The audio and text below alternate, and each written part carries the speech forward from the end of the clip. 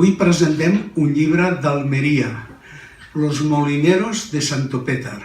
Està escrit en castellà en honor als meus avis i a la família dels avis i perquè el llibre es presentarà a Santo Péter, Almeria, al costat del Taverno, i també es presenta aquí a Cerdanyola perquè bona part de la família també és castellanoparlant. Farem l'acte, el farem en castellà.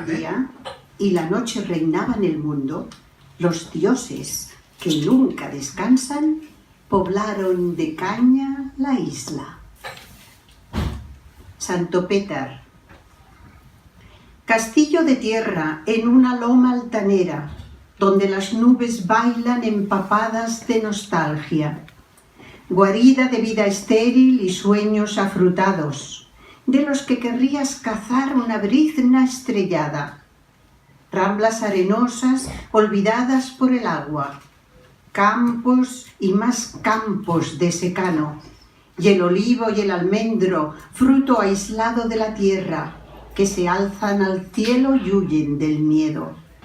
Rodeados de matojos de esparto y tomillo, y brazadas de fuego bajo el sol de poniente. Tápenas ariscas, barrillas y taráis, polvo sediento. Viajo hasta el límite de la vieja punta, donde viven los recuerdos más antiguos. Me asiento en la roca y busco una sonrisa oculta del tiempo de cuando fuiste fundada. Todo se lo ha llevado el temporal y el agua alocada del mar. Por el suelo, un juguete destrozado y un hombre que recoge los escombros. Solamente los débiles hablan de marchar, de perder de vista la ciudad, el río y el ingenio de aguardiente de caña, de abandonar para siempre el río Miel, donde los amantes se quieren en atardeceres de luna llena, y de irse... De este libro, pues salta a la vista que es una obra original de Miquel. Miquel no hace falta presentarlo aquí en Cerdanyola, ¿verdad? Porque mucha gente, casi todos lo conocen, pero los que quizá vienen de fuera de la ciudad tienen que saber que él es ingeniero, que es historiador, escena de los encuentros, que ha ido a Cuba, que está investigando la historia de un abuelo, que es una familia de Almería, y al final ha acabado pues escribiendo, condensando todas las vivencias relacionadas con este abuelo en este libro, Los Molineros de Santo Péter. Es un libro difícil de clasificar. Este abuelo, Luis González Parra, que en el año 19 dejó a la mujer Isabel Benítez, dejó a 3 niños pequeños y con un cuñado, ¿no? Sí. Con un cuñado se embarcó siguiendo la huella de miles y miles de andaluces, españoles, catalanes, etc. Fueron al Dorado a buscar una vida mejor, un renacimiento en la lejana Cuba. Hasta aquí, pues esto no tiene nada de especial. Se conservan unas cartas, incluso el abuelo mandó una fotografía. Esta fotografía es objeto de un capítulo en este libro.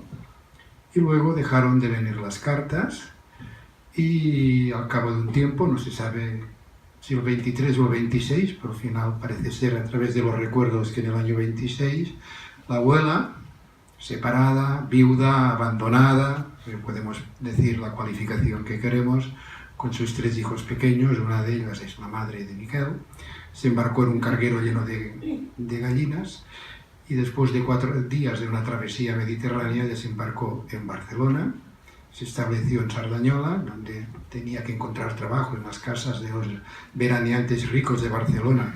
Cerdanyola en el año 26 o 27 no es nada de lo que ustedes ven, pero esta ausencia se transmite de alguna manera a los descendientes, ¿no? Entonces lo que hace en el fondo Miguel, al escribir la historia de su abuelo, es volver a integrar a este ausente en la familia, con todos sus viajes a Cuba, con toda la investigación que ha hecho, con este libro que se presenta aquí, que se presentará en Santo Péter, que tendrá pues su circulación como producto.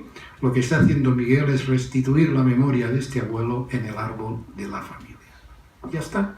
El abuelo, en cierta manera, de una manera simbólica, vuelve a formar parte del patrimonio de todos.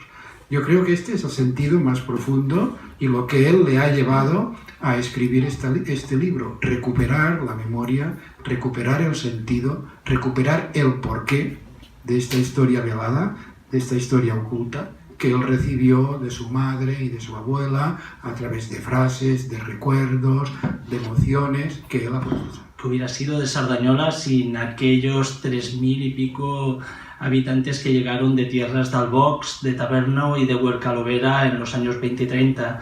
Os recuerdo que a mí me ha tocado hacer la parte de la presentación más de estadística, más seria, más aburrida y más cuadrada. Con lo cual, suerte que está Miquel aquí, que le dará la parte humana y que hace que la historia sea apasionante realmente. Pero en esta estadística sí que se habla de que prácticamente 1 de cada 5 habitantes de Sardañola en el año 36 vienen de estas 3 localidades de Almería. Yo siempre cuando estaba estudiando esto, y estaba en el Archivo Nacional de Cataluña vaciando estadísticas del ayuntamiento, me preguntaba, tanta gente aquí, ¿cómo han quedado los pueblos allí? Porque todo lo que venía era gente joven, gente en edad de procrear, gente que con toda la vida por delante. La pregunta siempre yo me planteaba, ¿qué consecuencias han quedado en estos pueblos?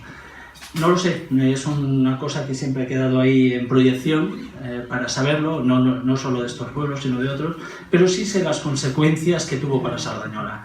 Y entre otras, en unos años tan tremendamente difíciles como fueron los años 30, los años 40 y los 50, pero sobre todo durante la etapa de la Guerra Civil, toda esta gente de Almería que había venido no estaban de paso, muchos vinieron para quedarse y muchos se involucraron en la defensa de la democracia, de la república, de la justicia social, y en los estudios compruebas como buena parte de ellos, los más jóvenes, no luchan aquí, sino que van a Almería, van a su tierra a luchar por esta democracia, por esta república. Después, cuando haces, ya conocemos la historia, y cuando empiezas a hacer el vaciado de toda la gente que pasa por los campos de concentración, por los batallones de soldados disciplinarios, de soldados forzados a servir a Franco, cuando haces el vaciado de toda la gente que pasa por las diferentes prisiones, y he tenido la suerte de poder entrevistar a algunos de ellos, compruebas que en el caso de Sardañola, por ejemplo, no hay ningún catalán de Sardañola de toda la vida. Me explico. Los que pasan por estos campos de concentraciones son justamente estos vecinos que han venido de fuera, sobre todo. Y los catalanes que hay han venido también de fuera, vienen de Tarragona, vienen de Lleida, pero sardañolenses en sí, de varias familias como antecedentes de Sardañola, prácticamente no hay. ¿Por qué el libro? Pues en 2012 inicié un proyecto en la Escuela de Escritura del Ateneo Barcelonés y era una materia de biografías y se me ocurrió presentar el tema del abuelo que se marchó a Cuba. Aunque me faltaba mucha información y tal, pero ahí se desencadenó todo. Y ahí empezaron los viajes y tal, y hice un texto final con el punto de que al final no lo encontré, definitivamente no lo encontré. Y este texto, una vez presentado al profesor y tal, quedó ahí aparcado. Y hace un par de años, en el 16-17, lo he despertado del sueño este que estaba, así como ahora estoy despertando a los molineros también, pero los voy a dejar rápido para que puedan descansar nuevamente. Hace un par de años me pregunté a mí, me interrogué, ¿por qué está este texto ahí durmiendo? Pero no es justo que lo publique de un abuelo que se marchó a Cuba, dejó la esposa con 3 hijos y no regresó. Es decir, se desvinculó, hizo una especie de desafección de la familia. Y pensé que los otros abuelos, los conocidos como los molineros de Santopétar, que estos sí se quedaron y ellos continuaron adelante con el oficio este de moler el trigo, moler la cebada, el mismo maíz. Estos sí se quedaron, aunque buena parte de sus hijos y sus nietos tuvieron que emigrar también.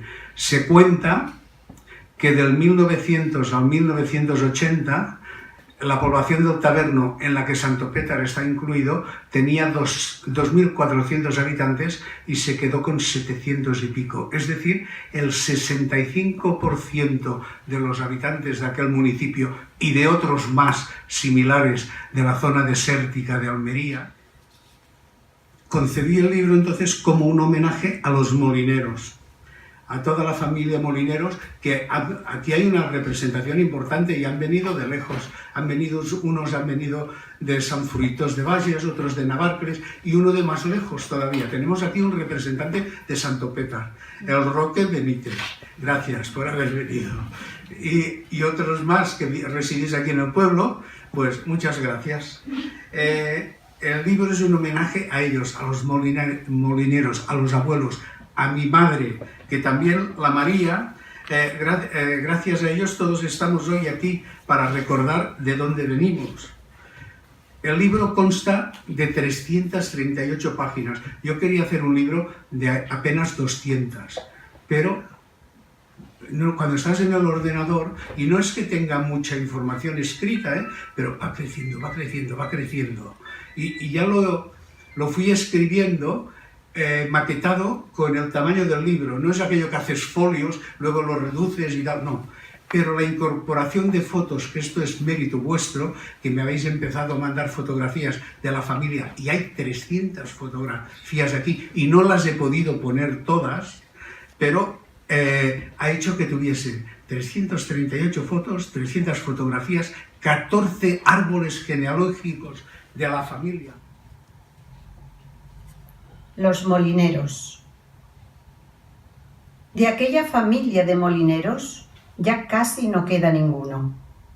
El recuerdo se nos escapa con rapidez bajo el murmullo roto y desmañado de una oscuridad poblada de telarañas. Muelas y acequias detuvieron el sueño. El molinero y sus hijos tuvieron que irse a tierras menos ásperas. Nunca más volviste. Y el salobre ha enmohecido las viejas piedras. Rodeados de retumbos de temporal, los nietos añoran imágenes de molienda.